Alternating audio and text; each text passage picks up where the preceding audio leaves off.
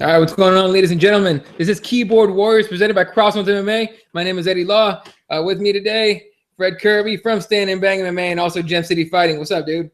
What's happening, bro?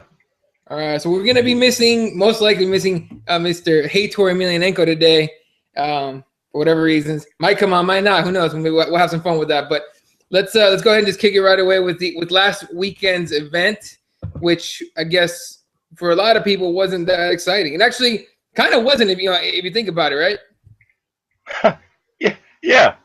It kind of fucking sucked if you think about it. All things considered, it was kind of a fucking shitty event, man, overall.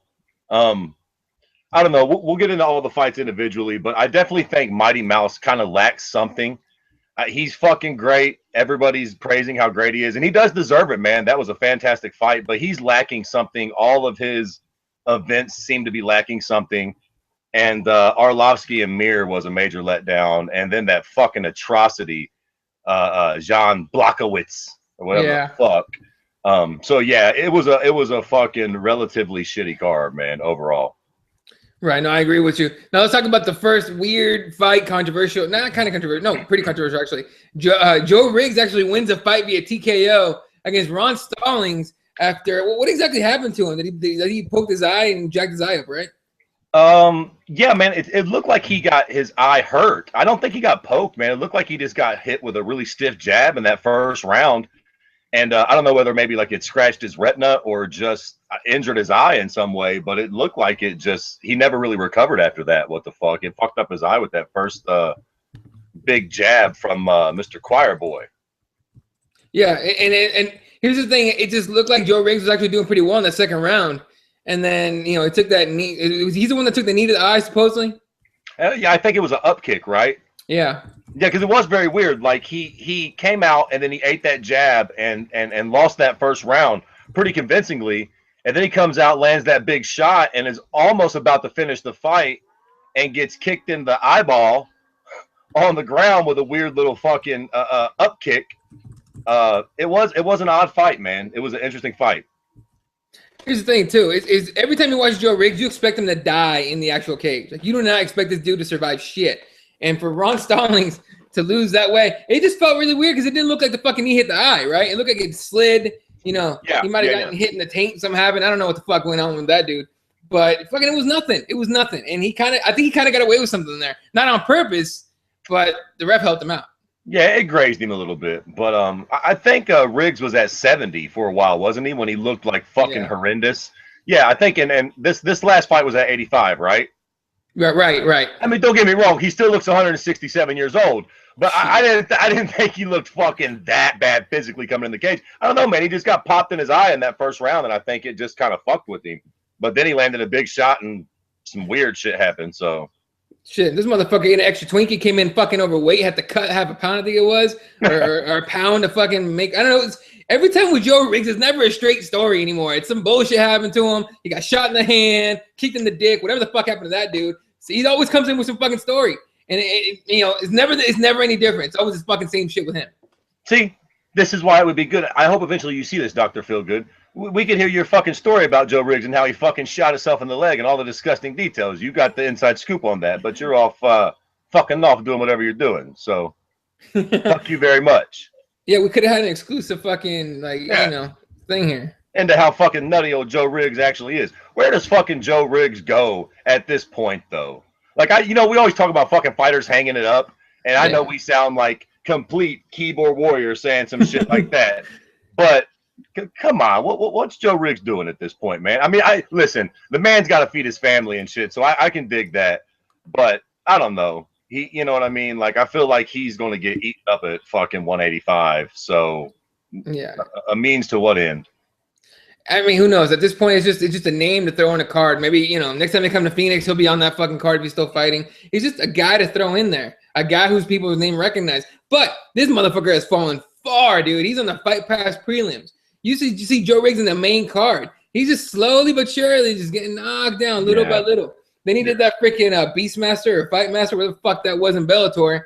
And for some reason, fucking back in the UFC, Beastmaster. what the fuck was that? Do not confuse it with the Beastmaster. The Beastmaster is a fucking badass movie from the 80s. Oh yeah. I remember that Master. shit. You're right. It's Fight hideous. Master. That bullshit, fucking tough wannabe. Here's the thing. You know, by the way, hold up, real quick. Bellator. If you're gonna copy some shit, don't copy the worst fucking thing about the UFC. Copy some good shit. All right. Sorry about that. Go ahead. Yeah. You know what? What the fuck is Phil Baroni doing? I think he's wrestling in Japan somewhere. I think. Enough with that. Sign him up. Let him and Joe Riggs fight. A good old-fashioned slobber knocker. I like that fight. Phil Baroni always shoots his fucking mouth off. Sign him up. That'll be fun. Couple Asian veterans. Loser leaves town, goes back and wrestles in Japan. And somebody might die in that fight. Who knows? Fucking moving on here. Another fight had, to me, in my opinion, had a freaking surprising ending. Jessica Andrade loses to Raquel Pennington via submission. Who the fuck saw that coming? Nobody. I thought for sure it'd be a decision win. And then Rocky just subs her ass. I think it was a rear naked choke, if I remember correctly. Yeah. And yeah, dude, I was surprised Jessica fucking tapped on that shit. Yeah, man. the tap came super late in the round too, right? With like 2 seconds to go in the round. Yeah. That's always amazing. And if I'm not mistaken, this is the second time that Rocky's pulled one of those stunts off. She got that gnarly bulldog choke on that one. Ashley Evans Smith. Yeah. Yeah. I think that was like super late in one of those rounds. I tell you what, man. I think Rocky is one of the most underrated women in the UFC. She had a fucking really close fight with Holly Holm. And then she's got these 2 little wins sandwiched in between that one. Rocky's kind of a beast, right? She's like you said, she's a fucking underdog. Nobody sees her coming. Every time she's about to fight, she's almost always the underdog, which I think she was in this fight too. And she just keeps coming up fucking big, dude. And again, ladies and gentlemen, she's not touching Ronda. Nobody's touching Ronda, right? She'll be another fucking, filler in there while we wait for Cyborg to make up her mind. But still, I mean, at some point, she deserves a money fight at some point. Sure. Well, yeah, of course, she's not fucking, competition for Ronda. But yeah, she should get a big step up in competition, man. I think she is a fucking probably, at the very least, a top 5 talent. She needs a big money fight, man. She deserves it at this point. She's looked good. And she's finishing fights. Shit. Yeah. Fuck it. I mean, I'm sure Andrew Reed wouldn't. No, I was going to throw in a Fedor joke. But if I could just throw her a Fedor, see what happens when he comes in. Because that's all Andrew wants to talk about. We'll get to it, English. At some point tonight, we'll talk about Fedor. Don't worry. Oh, yeah, right. I'm going to sing Fedor's praises because I think you guys are all wrong about him. Get the fuck out of here. Anyway, all right, moving on here to the fight of the night. And this fight was fucking insane. I'm sure you saw this shit too. Francisco Rivera against John Lineker. These guys were rock him, sock him till the end until Lineker was able to sub him out and put him out, dude. How fucking crazy was that shit?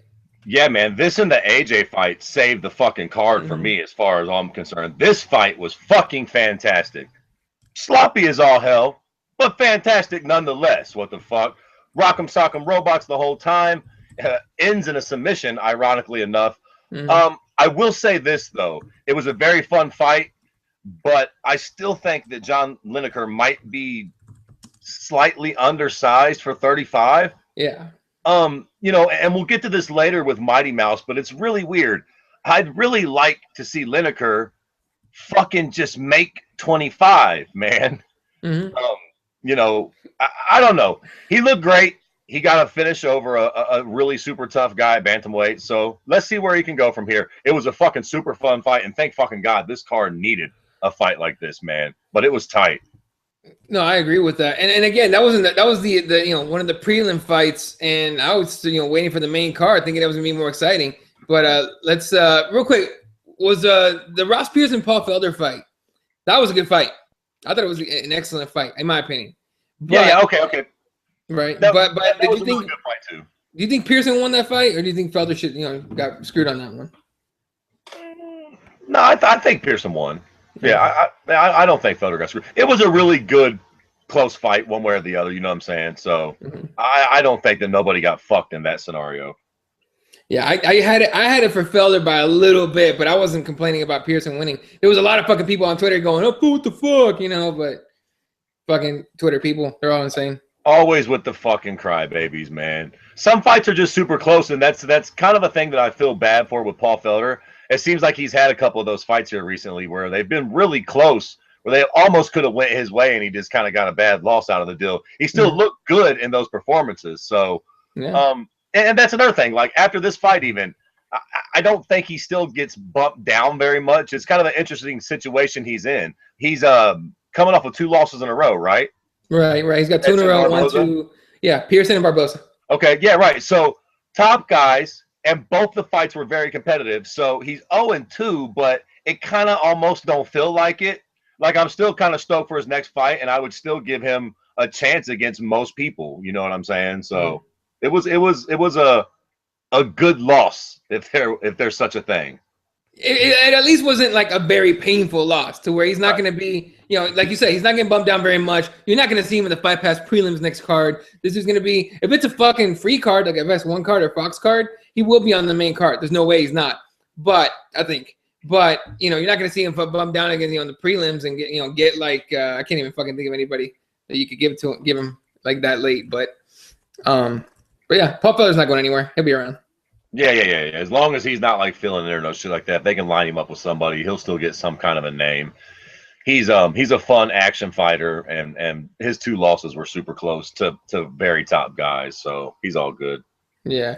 All right, moving on to the next fight. Here's what bothers me. There's a Paige Van Zandt against Alex Chambers. Van Zandt gets a relatively easy win.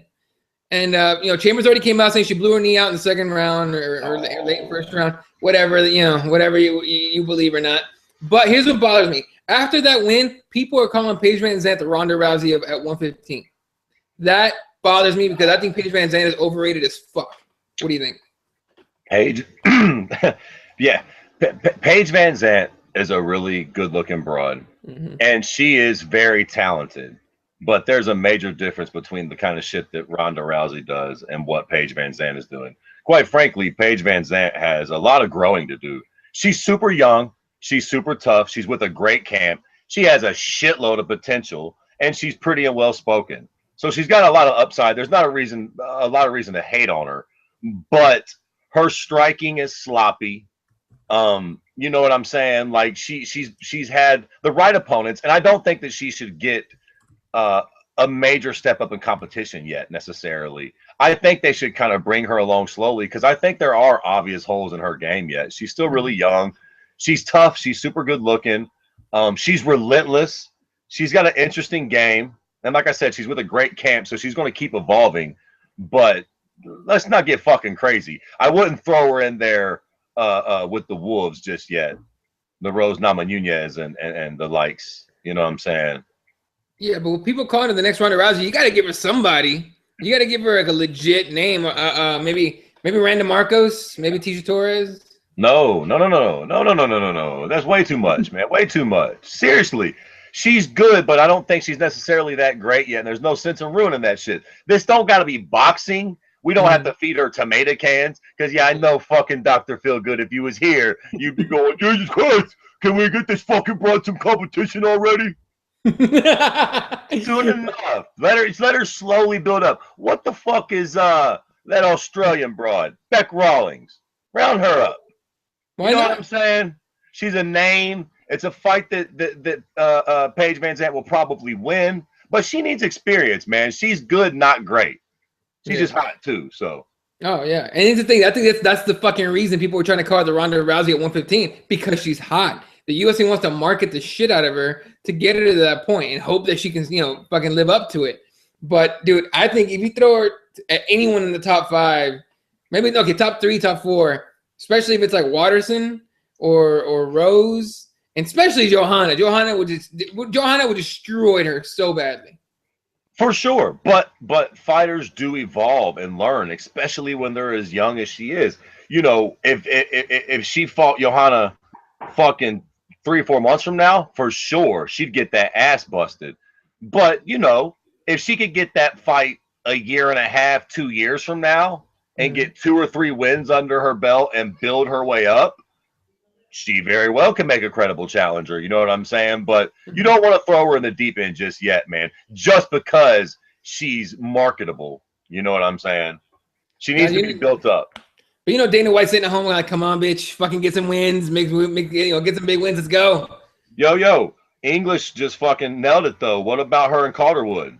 Quite frankly, I have not been that impressed with Calderwood. So JoJo's coming off a win. Why not?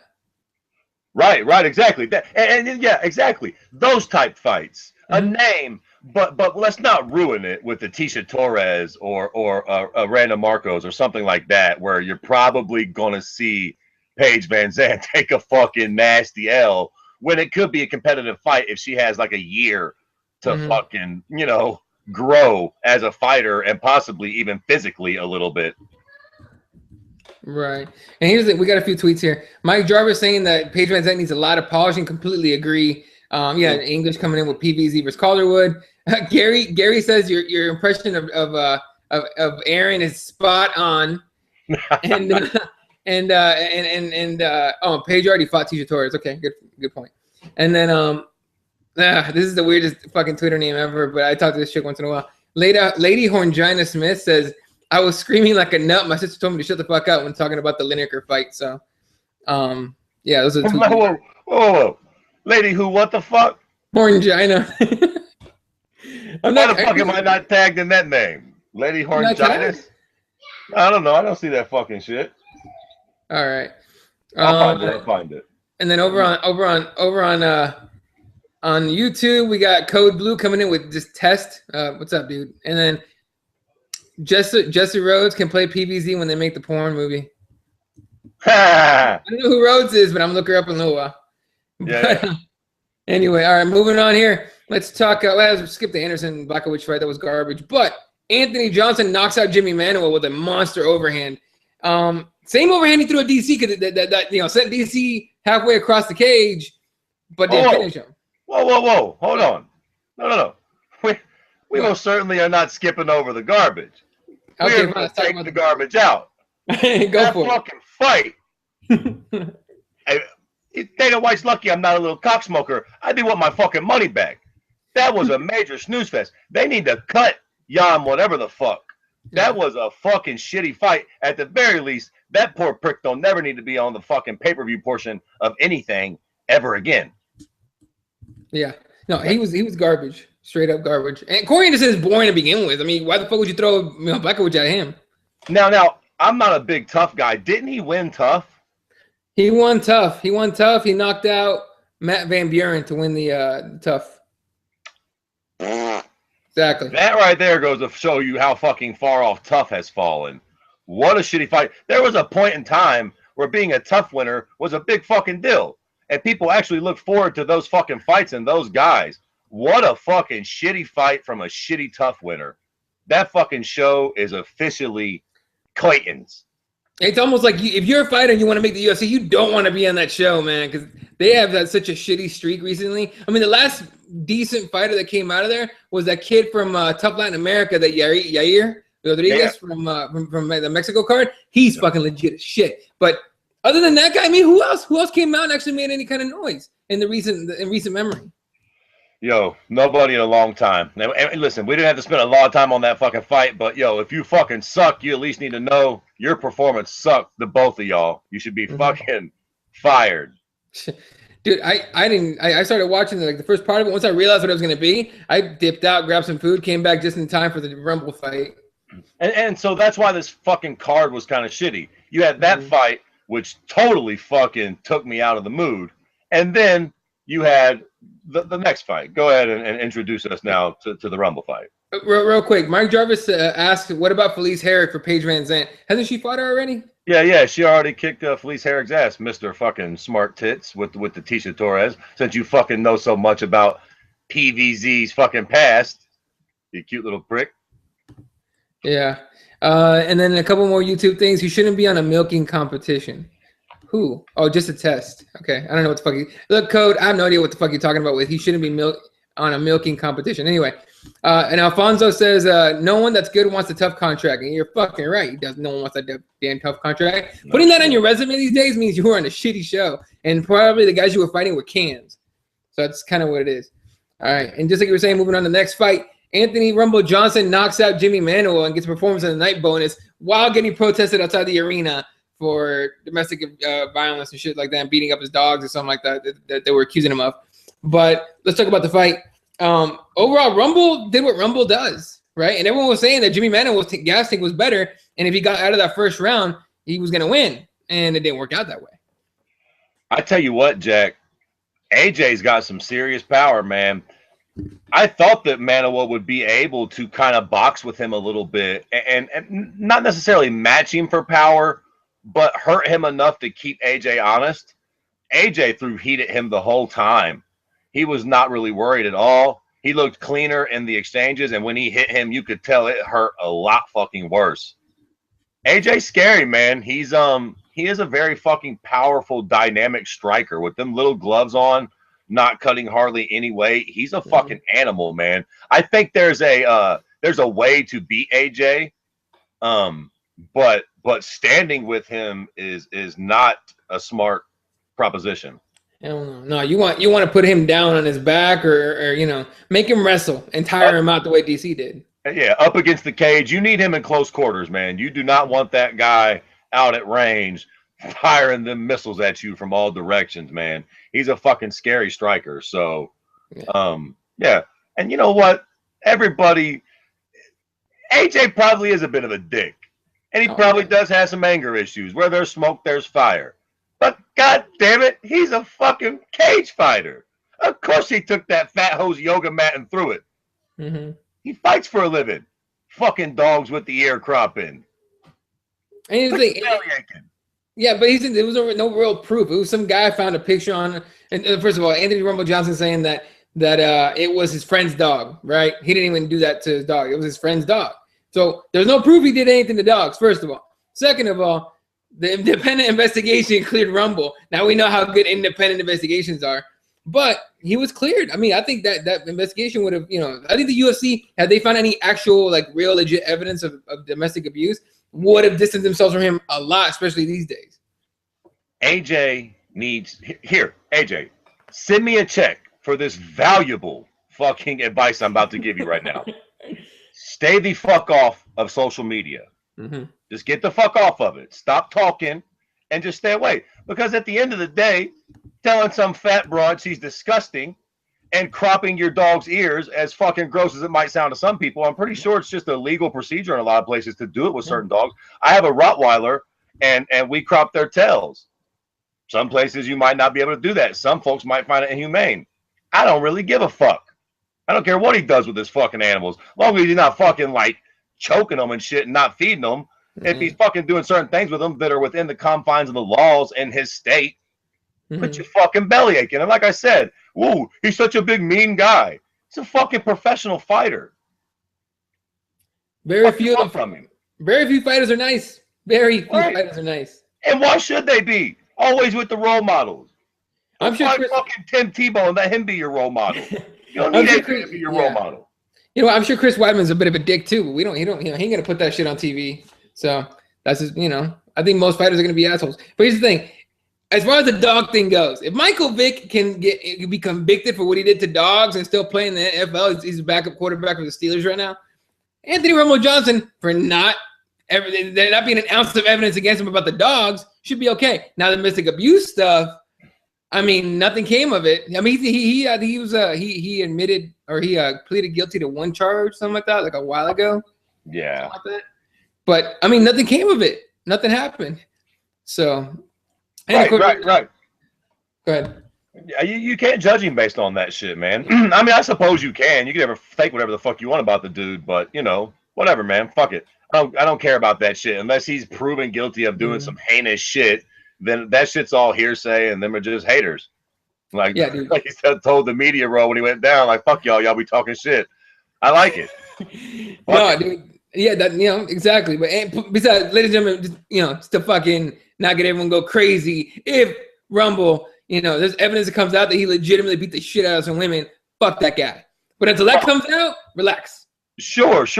Yeah, obviously. I just mean the more recent shit with the dogs and that fat broad at the gym. Like, everybody got in such a ruffle. Ooh, like that was the whole thing on Twitter. Everybody with their fucking yoga mat jokes. Yeah. Fucking funny you, motherfucker. The yoga mat joke. We get it. I don't, it's whatever, man. Yeah, if it comes out that he was fucking hitting women, then of course. Have you seen him hit men? Yeah. If it ever comes out that he fucking put his hands on a broad, They need to put him in a fucking jail cell somewhere. He don't need to be hitting no fucking woman. What the fuck? For sure. But until then, everybody just hold their fucking judgments. Yeah, but you know how this Twitter explodes without an ounce of evidence ever. So it's just kind of what they do. That's how they do.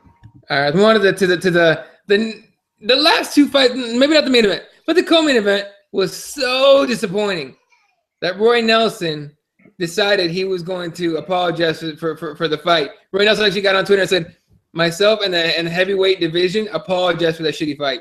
It was that bad. Did you expect that to go that way? Because even Frank Mir was terrible. And Arlovsky wasn't any better. That was just a hug fest. Yo, this is correct. When you said that, when you said Roy Nelson was complaining about the fight, I thought you was making it funny on Frank Mir. No. I'm telling you, Frank Mir was fat as fuck in this fight. I don't care how he performed. His gut low-key looked like fucking Roy Nelson's. He looked fucking huge in this fight, man. And his performance kind of reflected it. It's weird, too, man, because this is a fight that, 2 years ago, 2.5 years ago, everybody would have said that it would go exactly how it went. It would be a fucking shitbird shitfest. Now, the reason that we all had such high expectations for this fight now is because they're both coming off of first-round knockouts. 2 first-round knockouts in a row, right? Yeah. Mir and Arlovsky, right. So MMA is a very much, what have you done for me lately sport. We forget all the shitty fights. What was that fucking abysmal fight? Frank Mir and Krokop? Look at him. Oh, shit. He couldn't stop it. He couldn't prevent himself. He tore Emelianenko, ladies and gentlemen. Hey, okay, I want to see the spot-on impression of Doc. I can't do it now. You're fucking here. You make me nervous. Fucking staring at me with your pale, milky, disgusting face. Frank Mir used to suck, though. Did he not? Come on. Do it. I can't. You fucking can't recreate shit like that on the dime. It's anger-filled. It's fucking rage. All right, well, I saw plain old Gary said it was a good impression, so I'll have to watch the show. It was. I can't stay on too long, fellas, but I wanted to get it. What are we talking about right now? Arlovsky. Yeah. Yeah, what the fuck? That's kind of what everyone thought, right? That was everybody's reaction is, what the fuck just happened? What was Frank Mir thinking? Like, okay, honestly, I mean, Arlovsky couldn't hit him, right? So that was impressive that Mir had that kind of movement. But why not attack? Why just be complacent to avoid what Arlovsky was doing? That's what I couldn't understand. It seemed like if he would have engaged, he might have had a chance to win the fight. But he just dropped his hands, gave him a cute look, and then fucking Arlovsky didn't do anything either about it. He's just like... I'm pretty sure that Frank Mir ate 32 roasted chickens the night before the fight because he looked like a stuffed barbarian out there. I mean, he looked fucking huge. I'll tell you what, he had to cut weight to make 265. The fucking biggin, son. Enough is enough, Frank. You look like a fat tub of shit. I'm talking about. Man, there's a point when you're a big boy, and then after a while, you just said, fuck it. You know what I mean? Yeah. Daniel Cormier could do a fucking commercial together. Fucking Mir was like, man, everyone else can do it. Fuck it, I'm gonna do it because he came in at the limit. 266 is the limit. That's what he came in at. Yeah, I just didn't understand that fight. One thing about the physiques of fighters changing, man. Did you guys already talk about the female fight, the Andrade and Rocky Pennington? Yeah. But go ahead. Give your opinions real quickly. Well, Andrade is known for kind of like being this big, burly, you know what I mean, muscular chick. And Rocky's always been a little soft, I guess. But I don't know if you guys noticed when they were engaged against a fence and both of them bent over, their guts hung over their waistbands. Yeah. Both of them. And Andrade didn't have none of the fire that she normally does. I'm telling you what, I think that the females are probably going to get hit worse by this whole PED thing. First off, no more diuretics, so that's not good. They're actually going to have to rely on impulse control and not shoving fucking Twinkies down their pie hole to get down to weight. And I don't know, man. We all know that the Brazilians have trouble with the gear. And so I'm thinking that some of the Brazilians that we were pretty impressed with might look a little different. I'm slightly concerned about Gadela. Although, I don't know if you guys saw the picture that she posted with her two sisters. No. No, I haven't seen it. You should try to find it. I'm gonna have to. All right. Fucking. What do you think of Paige Van Zandt? Everyone's saying she's a Ronda Rousey at 115. No, they just keep throwing her shitty fighters. She didn't impress me much. I mean, I know she's cute, and Reebok really was. She's gonna end up getting protected like Ronda and McNuggets. They want to sell her. She's a great selling point for the UFC. I mean, the Fertittas and Dana White aren't stupid. They know pretty faces, just like this Karate Kid that's all over Facebook right now that they're trying to sign, or they did sign to the UFC. Yeah. Boy, fucking dude looks like he stepped off a movie set. You know what I mean? That guy will sell fights because he'll attract female fans. There's a lot to do with that, and that's where Paige Van Zandt is right now. But she is light years behind Johanna. That would be a fucking straight slaughter. I'd like to see her against like maybe Randa Marcos, because Randa's very vicious, and I think that if she could find somebody who doesn't allow her to just smother them, because that's what's happening right now with Herrig and this Chambers. She just smothered them. They don't have an answer for that smothering pace, and Randa fights real angry. So I think that might be a good. I think that might be a good place for her to go next. You know, that's what I was talking about. But this is actually the point, I think, when Fred did the impression, right? Yeah. I thought you would get real fired up about old Paige Van Zandt and the UFC protecting their cash cow. Well, isn't that what they're doing? I mean, think about it with Ronda Rousey. It's the same fucking thing. They're just finding uncultivated talent with a good record for her to fucking destroy, and then they're like, "Yep, she's the most dominant athlete in the world." Holy fucking shit! God, is that her sisters? Quiet, Aaron. Jesus Christ, they just sent us the picture. Hold up. Hold on, fucking out here. This is our R-rated show. Can y'all hear me yakking my mouth off? Is my camera working? Damn. Jesus fucking Christ, is that Claudia Gadela? Holy shit. Wow. Okay. That's fucking impressive. Yeah. Do you know what the caption of that photograph is? What? Boner. Boy, holy shit. That is fucking amazing. Yeah, she's got my vote. Yeah, I'd like to be the mayonnaise in a Gadela sandwich. Oh shit, it's a little weird that they're her sisters, but whatever, I'll take it. Dude, wow. Okay, all right. Andrew just saw it. Andrew just tweets over, "Holy fucking shit." Ain't lying, Jack. The old man still has a pulse, huh? Yeah. That woke him up. Fuck the Kardashians. Yeah, no kidding. Fucking. Yeah, come on. Dahlias. Yeah, no kidding. Fucking Alfonso. Huh? One of the Kardashians looks like Jabba Hutt in a fucking burlap sack right now. Half the NBA wants that ass, dude. Don't even hate on that. I mean, I wouldn't touch it. I'm just saying. Nah. So, yeah, I just want to fast forward through the fucking show and find the impression of Fred Kirby doing Doc Robbins. This is going to be interesting. But, yeah, I'm kind of getting sick of the whole we don't give a shit about ranks. We're just going to pick 3 or 4 top guys and protect them. But what the fuck? That's a business plan, right? Yes, that's how it works. I think it's a good plan, though, too, man. I think that Paige Van Zandt is talented, but still raw as fuck. And I think if you feed her to somebody like Randa Marcos, Marcos will probably beat her. And not really. She's fucking 21, man. I think I like English said Calderwood, which has impressed me none. So it's a step up. It's a name. Don't hurt a Paige Van Zandt. Like let's cultivate the broad a little bit. Not be just like boxing, but you know, fucking kinda build the stars a little. Nothing wrong with that. It's funny that we say that about Calderwood because remember JoJo was like the sweetheart of that show. Mm-hmm.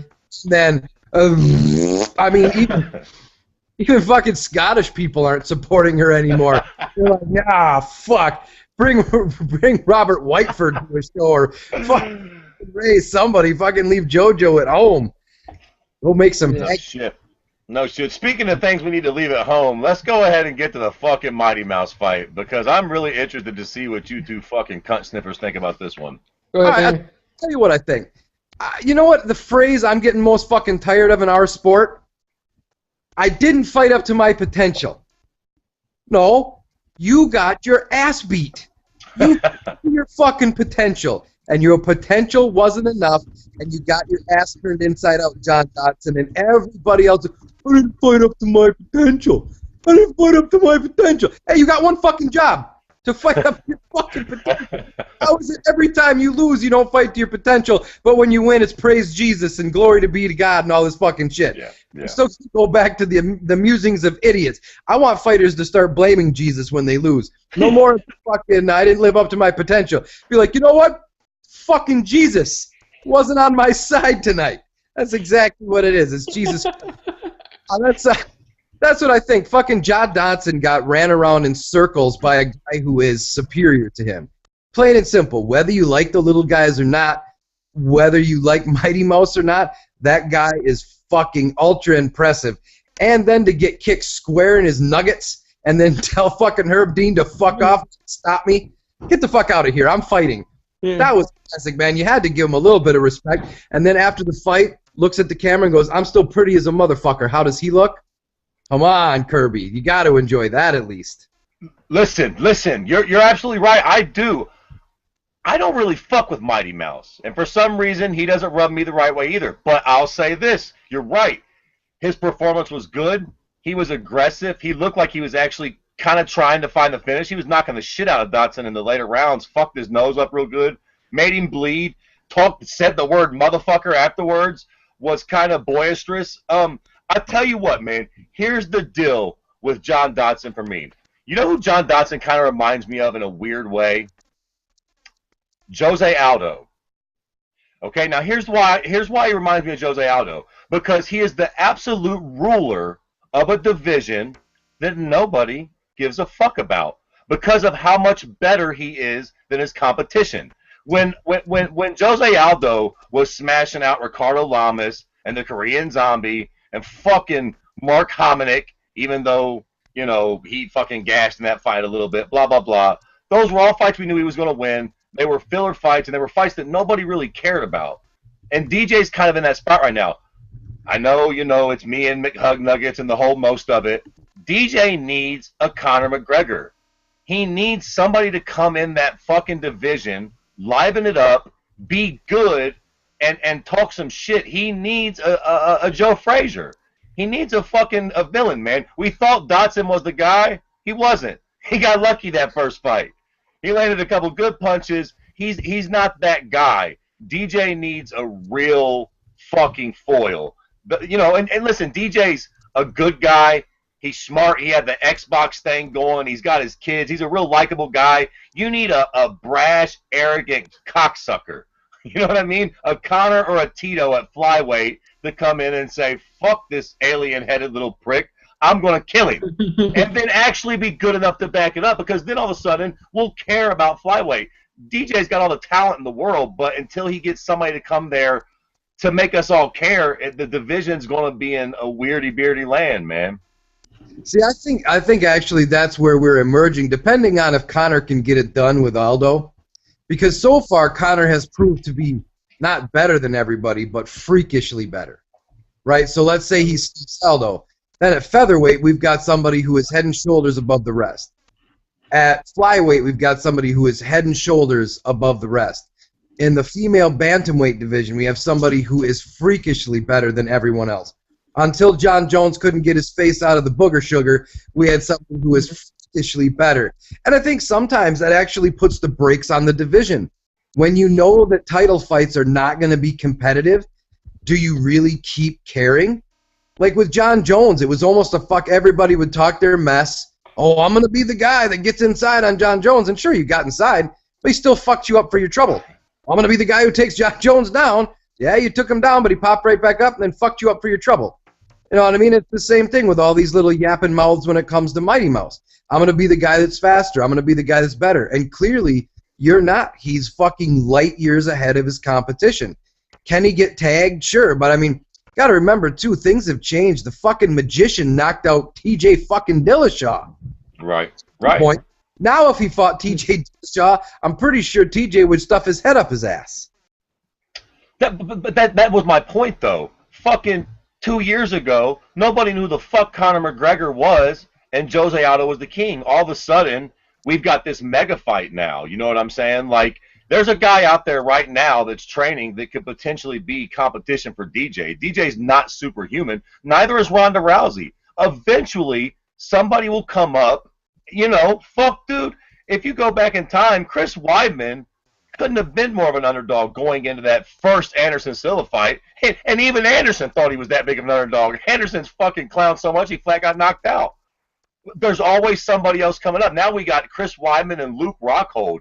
You know, 3 years ago, if you had said Anderson will be dead and a guy from Strikeforce and fucking Chris Weidman are going to be giving you, you know, the middleweight title fight that everybody's going to care about, nobody would have bought it, man. So I think he just needs a real strong challenger to get us all hyped up about the division, and nobody's right yet. No, and I don't think it has to be, like you said, a foil or somebody who talks a lot. I mean, that's Conor's thing.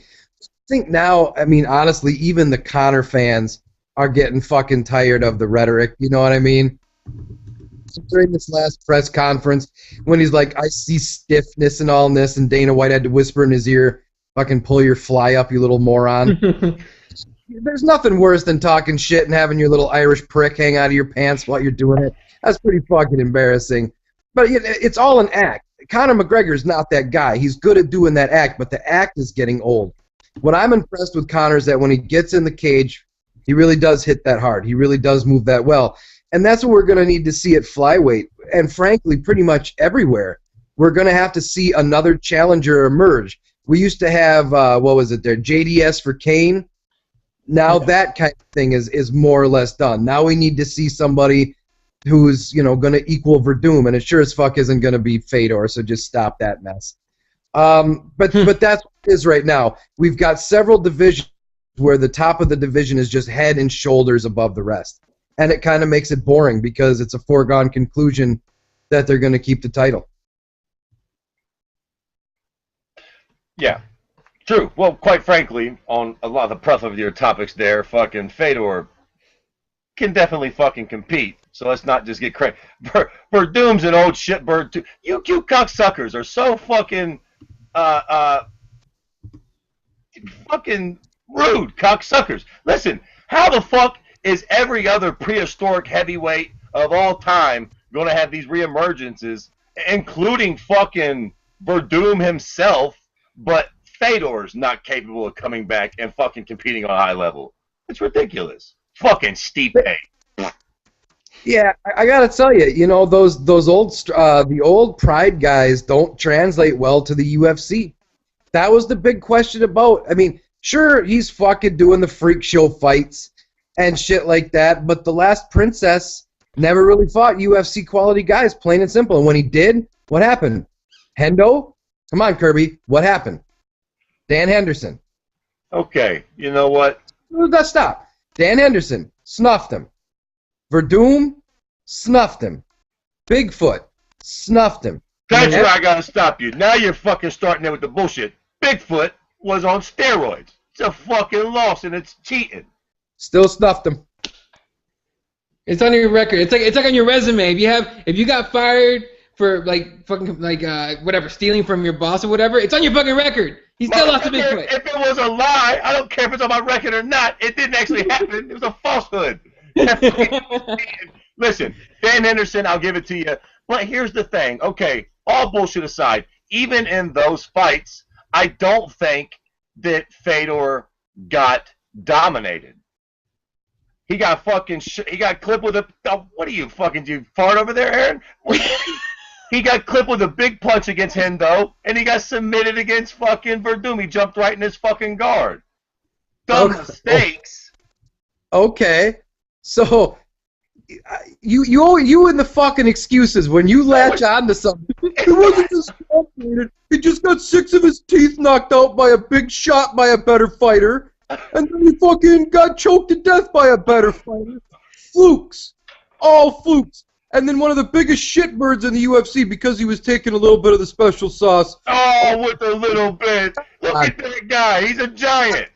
I'm gonna laugh my balls off when Fedor gets in the cage and looks like a fucking idiot in there. Do you remember Mirko Cro Cop coming to the UFC? Mm-hmm. Disaster. He had to go through a huge transition.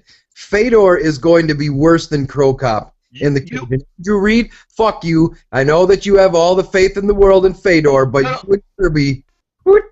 No, but listen, you're out of your mind, and here's why. Cro Cop, all due respect, mentally is a pussy.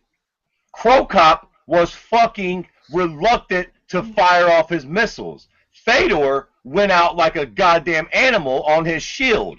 When Fedor gets in the cage, he will let his fucking hands go. Could he get knocked out? Maybe. Will he fucking dance around and act nervous like Cro Cop?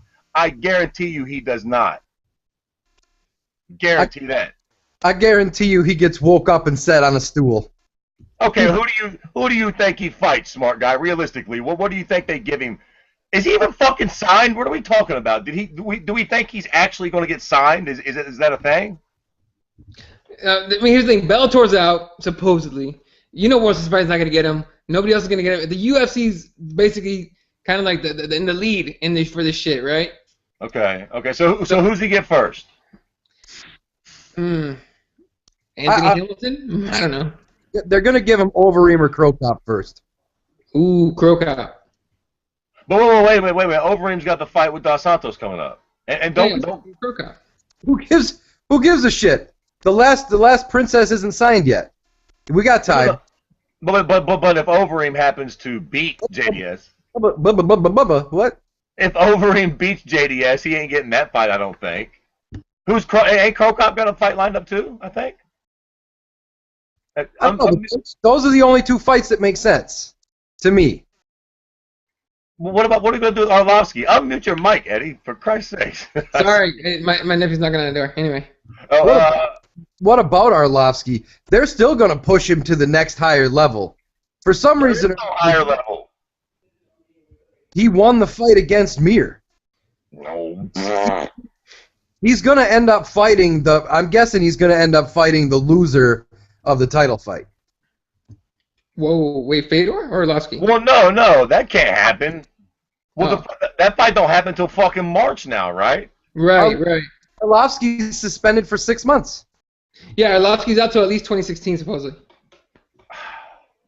Okay, all right, fair enough. Apparently he tore his, I think it was his lateral vaginal ligament during that fight.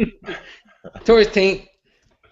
Yeah, either that or it was a really bad taint sprain. So wait a minute, you said Cro Cop and who? Overoid. Yeah, wait a minute. And you 2 fucking dopey cocksmokers that both think both of them dudes are going to beat Fedor? No. No, not at all. Oh, okay. That's why those fights make sense. They're going to give Fedor they're going to give Fedor an easy win first off. Okay, so hypothetically, let's say they do you think that Fedor wins either or both of those fights? I think he wins both of those fights, actually, at this point in the game, for sure. I got him on both. I think he straight shellacks Overeem. Really? You think Cro Cop will be more competitive at this point than even Overeem? You don't got no faith in Overeem, huh? No, I don't. I do think that Cro Cop now has got his feet underneath him as far as, cage confidence and stuff like that. So, yeah, I do think that if that was the first one out of the gate, I think Cro Cop's plan would be to be more savvy in the octagon and take advantage of the fact that Fedor's never been inside there. As far as Overoid goes, I think that the Emperor would just come right out fast and clip him. He wouldn't be able to handle the pressure. Like you said, no matter what, he's going to come out all stoic, and he's going to go right to fucking work immediately. And honestly, we all know how hard he hits. If he touches Alistair anywhere on his head, Alistair's going to go to sleep. Definitely. We got a couple comments here on YouTube, just real quick. Alfonso says Dan Henderson was also on TRT, but Doom got cocky. He can fight technical if he wants to fight in the Crow Cop. Predicts a 2 or 3 weeks. Fedor makes an announcement via Twitter, and for some reason suggests Travis Brown. I think Travis Brown kills him. My opinion. Settle down. Maybe that kills him. That's a good fight though. Travis Brown is a big boy, so that's I could dig that. I do want to see if they sign Fedor. I definitely want to see him get challenged. I don't want Anthony Hamilton, child please. I want to see him get somebody who, if he does win that fight, we can all go, okay, fuck, maybe Fedor or somebody interesting. I'll tell you what, that Anthony Hamilton shit or Todd Duffy, that's a double-edged sword, because if Anthony Hamilton or Todd Duffy comes out and snuffs Fedor, well, that's why you don't make that fucking fight, just in fucking case. You put Fedor against somebody that if they happen to get lucky and knock him out, you can spin that right on to a new thing. Yeah, not fucking Todd Duffy. What the fuck? Here's my problem. 5 years ago, if Fedor would have slid into the UFC, I'd be much more excited about it. It's not that I don't love Fedor as a fighter. It's not that I don't love his highlight reel or his career. I don't love the fact that he's had so much time off. That never bodes well for a fighter. Time off is not good for a young fighter, let alone a guy who is creeping up to the end of his career. That fucking time off translates poorly as you get older. You don't collect yourself like you did as a young man. And fucking cage rust is a real thing. You know what I mean? I don't know what look Fedor's going to give us, except for at this point when I see him chubby. You know what? Honestly, dude, I would love to hear an interview with Fedor. I'd love to hear him say why. We've talked about this before. Fedor don't need the money, dog. He's like a god in Russia, and he lives, on a fucking farm praising fucking God constantly. He's a man of minimal needs. He ain't coming back for money to blow up the fucking blackjack table in Vegas. You know what I'm saying? Like, I'd love to hear where his head's at. If I heard an interview with Fedor and he's like, hey, I felt like I missed out. I want these fucking L's back. I think I can beat Werdum, and he's the fucking champion of the world now. I think I made a big mistake. You know what I mean? Like, I think that if I heard an interview with that dude and he's like, I want to come back and prove that I can be the best, it would get me a lot more kind of stoked and positive about his return. I wonder what he's doing. Like you said, he's been out for a long time. Why come back now? Like, for what? What's he trying to prove with this? I don't know. I mean, I've been trying to think of the reason why he would come back. I mean, you're right. It can't be money. He's best friends with Putin and get everything for free. Fucking legacy, maybe? Right. And if that's the case, I take him more seriously. Because, listen, all bullshit aside, I do think his losses came down to technicalities. Listen, do you guys think that with the right game plan, Fedor Emelianenko could not beat up Dan Henderson in a fight? Like, if he came out and didn't trade bombs with him and took old-ass Dan down, I think he could out-grapple Dan Henderson relatively easily had he not decided to stand in the phone booth and fucking sling leather with him. And even Werdum. Werdum has proved to be a fantastic fighter, so this is an odd comparison now. But if he doesn't jump into his guard, he keeps him at bay and makes him box in wild exchanges. The fact that Fedor can maybe clip Werdum isn't ridiculous. With the right game plan and his head screwed onto him very determined, he could be interesting. He's not a shitbird. No. But, it's talking about Dan Henderson. Honestly, at this point, I have zero faith in fucking Dan Henderson. You know what I mean? I get it. It's real American hero or whatever like that. But when he does pull off a win, I'm actually pretty fucking surprised at this point because he does gas severely after the second and a half round. Werdum, I don't think too many people in the heavyweight division right now stand a chance against Werdum. I think over at King's MMA they've filled in the gaps. I think that he's a fucking monster on the ground, and now he's putting together his striking, so he's going to be difficult. I think a real competitive fight at this point, honestly, would be Stipe Miocic. I think that's about as far as Fedor gets. And if I had to put a nickel down on it, I think Stipe gets the job done. Just new lion against old lion. New skills, old skills. You're driving me crazy. How on earth does Stipe? As much as I like him, he's a good kid from Cleveland. He wears the the cute little Crow Cop shorts. I want to love him very much, but after that fucking 4.5 round slow drubbing, do you actually think that he could pull that off on Fedor Emelianenko? Look what he did to JDS. Yeah, got that ass whooped. He won that. Oh, stop it with the he wons. He did okay. He most certainly did not win that fight. It looked like JDS got hit with a fucking sack of rocks. Jesus Christ, you guys. Fucking some people's faces swell up easy. If I tap myself on the nose real good, it trickles blood like I got killed. Just, you can't judge guys off of how easily they swell up. You know that is true because you got those big mealy fish lips all the time and you ain't got Always with that fucking disrespect. He swells up easy. Just because he swells up easier than Stipe did, he kicked Stipe's ass in that fight, man. Stipe Miocic would get murdered by Fedor. Kicked his ass? They didn't kick his ass. That was close as fuck, man. I thought Stipe was going to edge him. I'll tell you what, those fucking carp lips are sucking all the blood out of your brain. He didn't fucking whip Stipe's ass. That fight was razor thin. Oh, man, with the razor thin. Okay, you know what? Whatever. Listen, I hope they do it.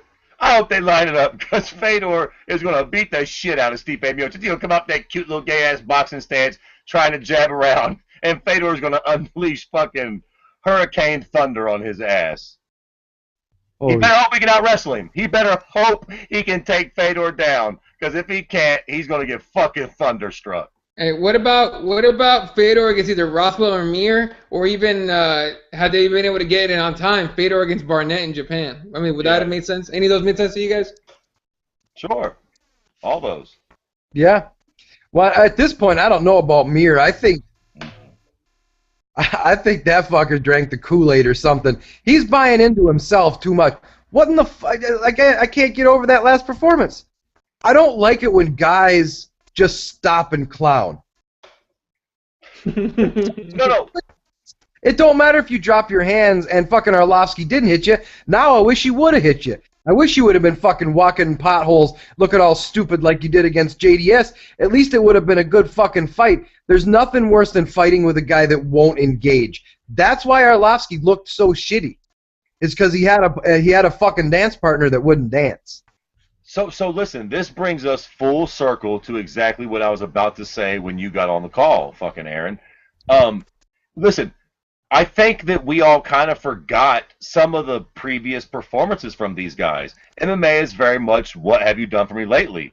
Lately, fucking Frank Mir and Arlovsky have both looked like world beaters. They're both coming off of first-round knockouts. The Todd Duffy slaying was amazing.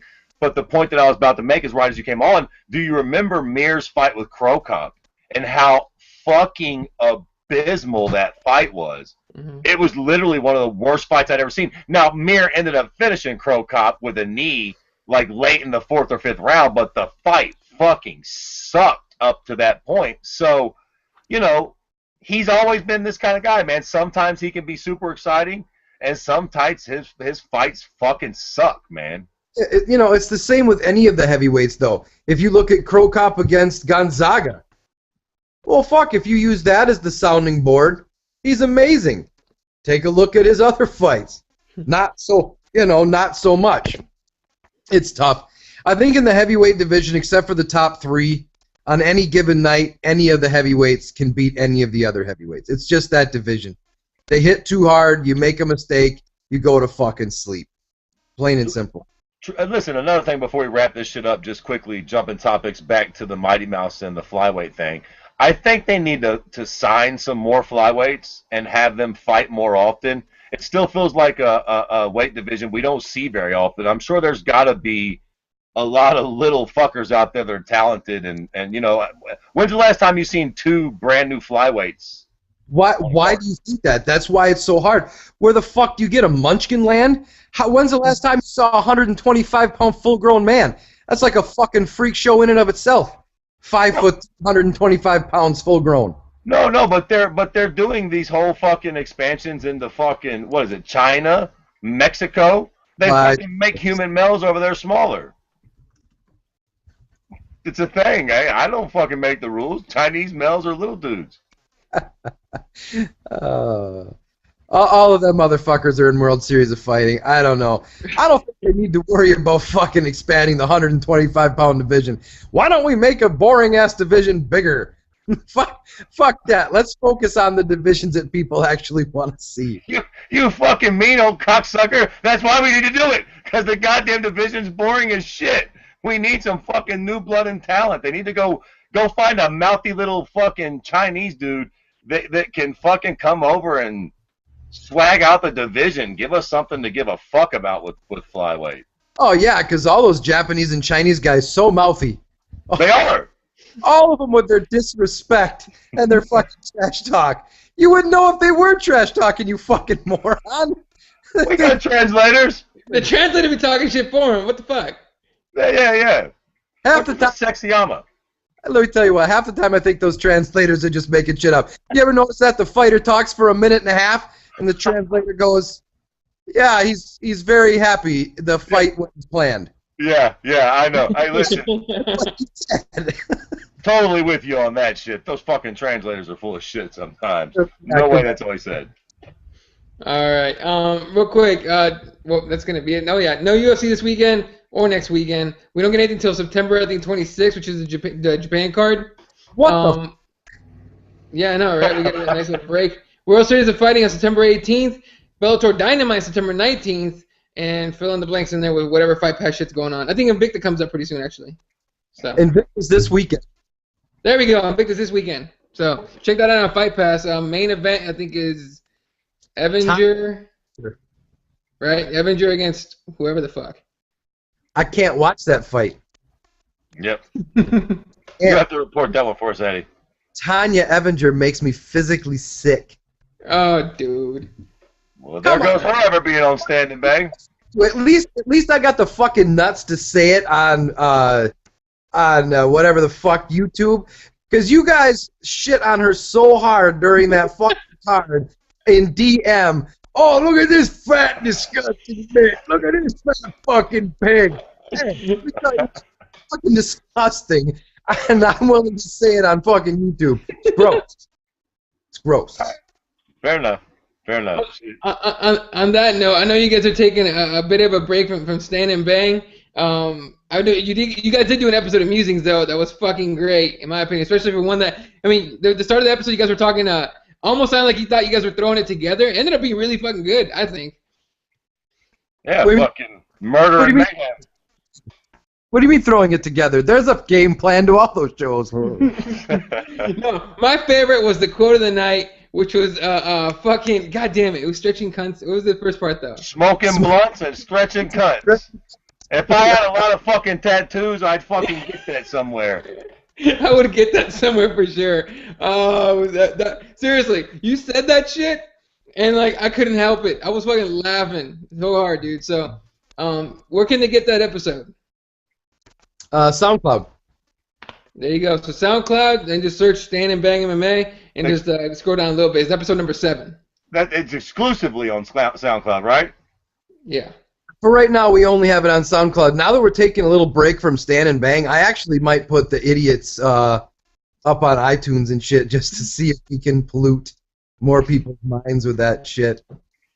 Seriously, if you guys want to hear what these guys say, it's funny as shit. And then they get Andrew Reed on there, and it's a fucking. I love the dynamic you guys have though, because you two already have two different fucking mindsets, and you bring fucking English on, and that shit just gets even better. So definitely, you guys definitely have something there, I think.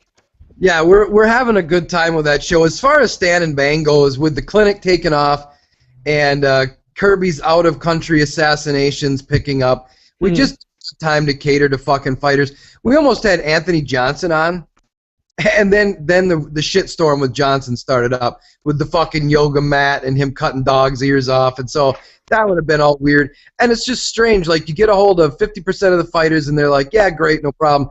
The other 50% you think you were talking to the fucking Queen of England. Oh, I can't possibly make 15 minutes for you. It's like, look, you are marginal. You are a marginal celebrity at best. Because fucking if I ask 15 people in town, do you watch MMA? If I'm lucky, fucking 2 of them do. the other 13 are like, what's MMA? It's the sport I watch. And even if they know, unless you name like fucking Ronda Rousey or Chuck Liddell, they're like, Anthony who? Yeah, exactly. Nobody knows you, buddy. Nobody knows you. Hester. Yeah. That would have killed. So, yeah, fuck fighters for a little while, I guess. All right. Damian Maia was cool. Damian Maia was legit. I enjoyed that episode. But he did speak just like you said he did. So I was like, he's spot on with that shit. Anyway. Very, very, very quiet, just chill out guy. But anyway. All right. Well, thank you, ladies and gentlemen, for joining us tonight. Make sure you hit the subscribe button on the video somewhere down here. Follow Aaron at Stand and Bang Radio. You can follow Kirby at Kirby_MMA and at Jeff City Fighting. Follow me at Ela31. Are you trying to show us your nose hairs, you fuck? Yeah. I don't know. I'm fucking, just fucking with you queers. All right. Anyway, follow me at Ela31. You can follow the show at Keyboard MMA and the page at CrossBonesMMA. Thanks you guys for joining me tonight, and we'll check you guys out next week. Later, guys.